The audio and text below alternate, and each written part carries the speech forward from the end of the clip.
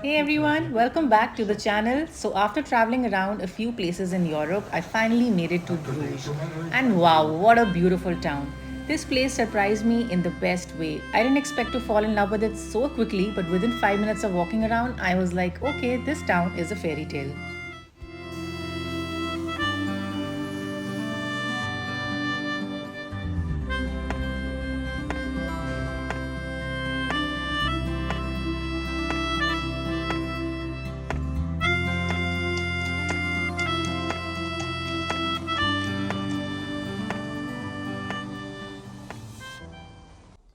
So I'm in Bruges right now. It's a small town in Belgium. It's about an hour away from Brussels.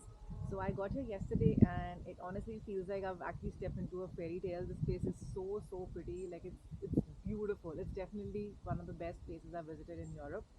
And I can easily say that this has been the best part of my entire Europe trip this time. It's a small town, so you don't really need a map to navigate. You can just walk around, and eventually you'll get back to where you started from. And trust me, like every corner, every turn of the city is so pretty that you need to stop by and take pictures. So I took a train from Frankfurt, Germany, and it took a little over 3 hours to get to Bruges. Here's a quick tip: if you're traveling around Europe, download the Omeo app to book trains or buses. It's really easy to use. Also, when you're booking train tickets, you'll often get an option to reserve a seat for extra money.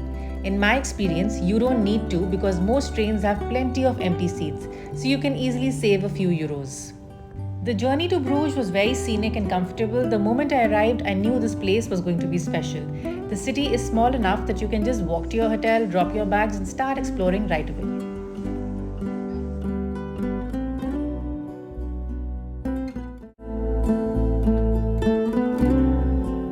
The best part about being in Bruges is that you don't need a plan, you don't even need a map. The whole city is super walkable, and honestly, every corner looks like a postcard. You can literally get lost and still end up somewhere beautiful. That's what I did most of the time, just walked around with no fixed route.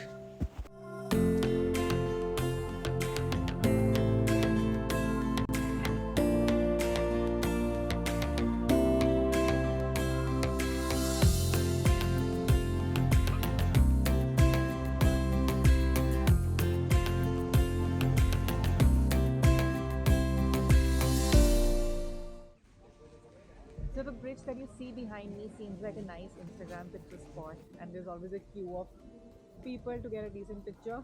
But I stood here for almost 20 minutes and I didn't get a chance to get a nice photo at all. Like there were people behind me, standing behind me.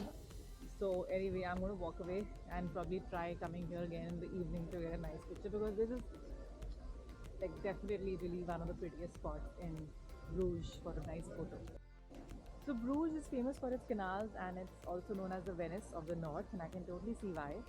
So a boat tour here is a must. I took one yesterday and it was such a peaceful and a lovely way to see the entire city from different angles. So that's something I highly recommend if you're in Bruges ever. You can hop on the boat from a few different docks around the city, but I recommend starting from the one near the Little Venice viewpoint. It's a really pretty spot. The boat ride usually costs around 14 euros and it lasts about 30 minutes.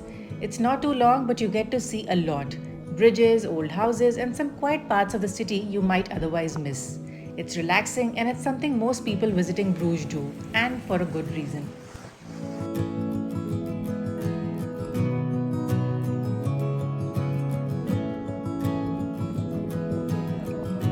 And the depth of the water around 2 meters. We have 43 bridges in the old town of Bruges, and at the front of us, that's one of the oldest ones over here, calling the Biber, constructed in the 13th century. Have a good look, it's full of cracks and it's about to collapse any day.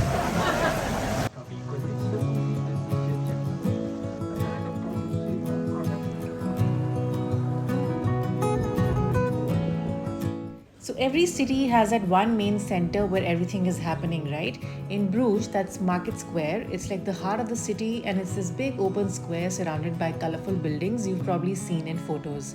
Most of them are cafes and restaurants, so it's a great spot to just grab a table outside, eat something, and people watch.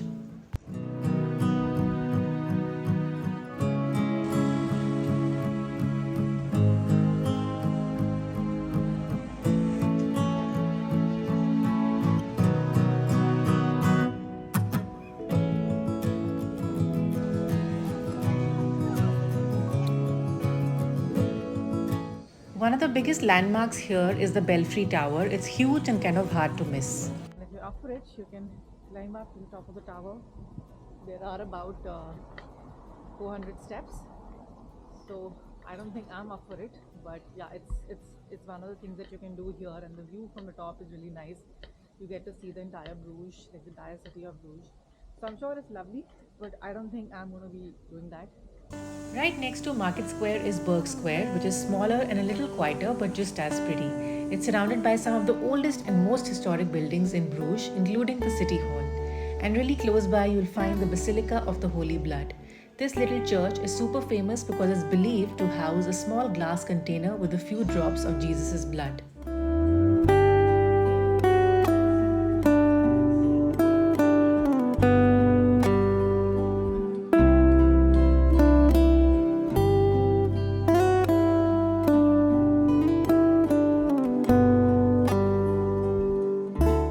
The center of Bruges is exactly how you would imagine it to be. Chocolate shops, beer cafes, waffle stands, horse carriages going by. It's really pretty and everything is so close together that you can just walk around and you'll end up seeing everything.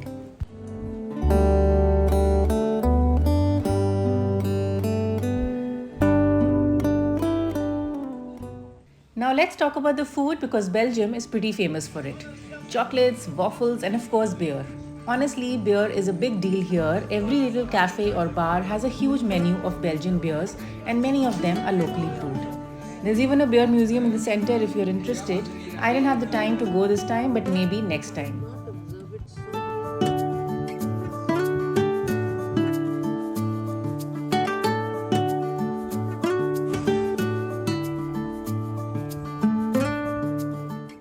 Food wise, I kept it pretty simple, mostly cafe style food, coffee, little sandwiches, and quick lunches. And yes, the Belgian waffles totally lived up to the hype.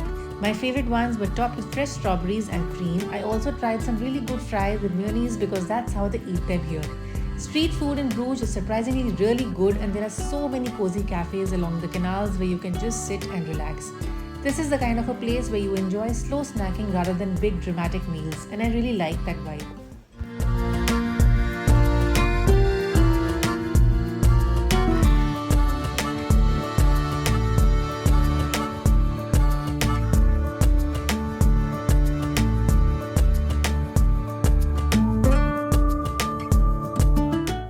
I stayed near the center, which made it so easy to get around and find good food.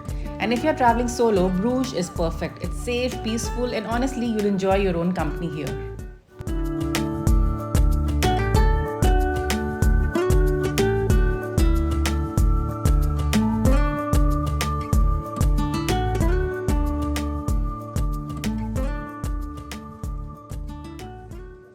If you have a sweet tooth, Bruges is basically heaven. It's full of little chocolate shops, and a lot of them are actually small family businesses that have been making chocolates for generations. Most of these chocolates are handmade and produced locally, so the quality is amazing. Some of the popular ones you will see around are Dumont, Mary, and a bunch of other small artisan shops. Each shop has its own signature flavors, and they're all beautifully packaged, so they also make for great gifts.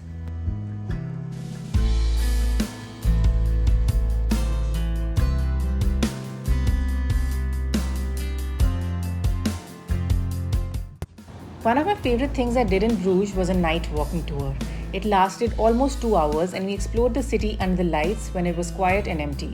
The guide took us through some of the oldest parts of Bruges and it felt so different at night, really peaceful and magical. You can easily book the tour online through websites like Guru Walk or at the Tourist Information Center in the main square. These are the moats of the second fortification from 1300. And we will end there at the cross gates.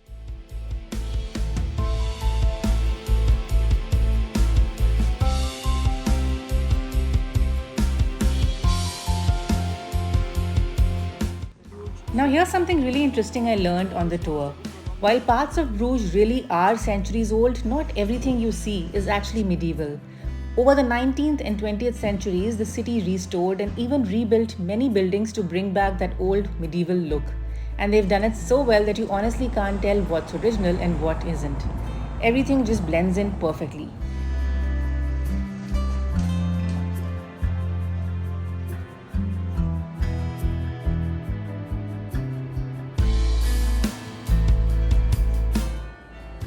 world vibe is exactly why tourists love coming here. Walking around at night felt like stepping into a movie set, and that's the magic of Bruges.